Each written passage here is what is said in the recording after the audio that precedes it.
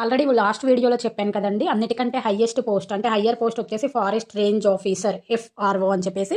ఇప్పుడు ఈ వీడియోలో దీనికి సంబంధించినటువంటి ఎడ్యుకేషనల్ క్వాలిఫికేషన్స్, ఏజ్ లిమిట్ వగైరా ఇన్ఫర్మేషన్ చూద్దాం. ఓకేనా? హియర్ ఫారెస్ట్ రేంజ్ ఆఫీసర్కి సంబంధించి ఎడ్యుకేషనల్ క్వాలిఫికేషన్ వచ్చేసి డిగ్రీ ఉండాలి. డిగ్రీ రికగ్నైజ్డ్ యూనివర్సిటీ నుంచి పట్టా పొంది ఉండాలి. అలాంగ్ విత్ 55% మినిమం ఉండాలి. ఓకేనా? ఈ డిగ్రీ ఈ కింది సబ్జెక్ట్స్లో ఏదో ఒకటి మాత్రం చేసి ఉండాలి.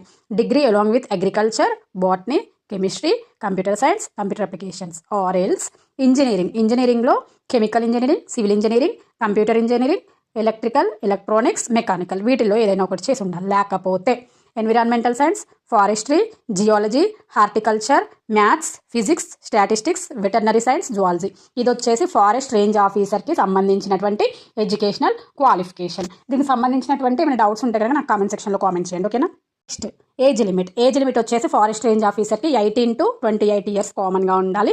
As per government age relaxation ఉంటుంది. అది వచ్చేసి SC, ST, BC వాళ్ళకి 5 years, NCC కేటగిరీ వాళ్ళకు 3 years, ఎక్స్ సర్వీస్ మ్యాన్ వాళ్ళకి 3 years ఏజ్ రిలాక్సేషన్ ఉంటుంది. అలాగే ఇంకా according to government rules follow అయ్యే వాళ్ళకి ఆ ఏజ్ రిలాక్సేషన్ మీకు తెలుసు కదా. ఇంకేమైనా డౌట్స్ ఉంటే కనుక కామెంట్ సెక్షన్లో కామెంట్ చేయండి. ఓకేనా?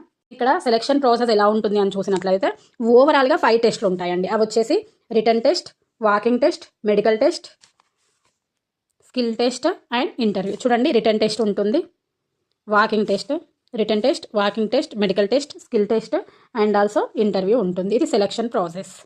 దీనికి ఫిజికల్ యాక్టివిటీస్ అంటే ఫిజికల్ మెజర్మెంట్స్ అనేవి ఉంటాయి.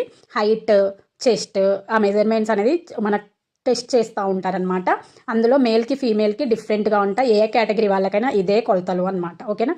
అవేంటి అని చూసినట్లయితే మేల్లో అంటే అబ్బాయిల్లో 163 centimeters హైట్ ఉండాలి, అమ్మాయిల్లో 150 centimeters హైట్ ఉండాలి. ఇది అన్నింటికి సేమ్ అండి. FBOకైనా, FSO కన్నా, FROకైనా సేమ్.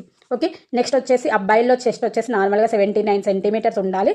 ఊపిరి పీల్చినప్పుడు అంటే మనల్ని బ్రీతింగ్ తీసుకోమంటారు. అప్పుడు బ్రీతింగ్ తీసుకున్నప్పుడు ఈ చెస్ట్ పరిమాణం వచ్చేసి 84 centimetersగా ఇంక్రీజ్ చేయగలగాలి అనమాట. అమ్మాయిల్లో మాత్రం 74 centimeters నార్మల్గా ఉంటుంది. ఎక్స్పాండ్ చేస్తే 79 centimeters ఉంటుంది. ఓకేనా?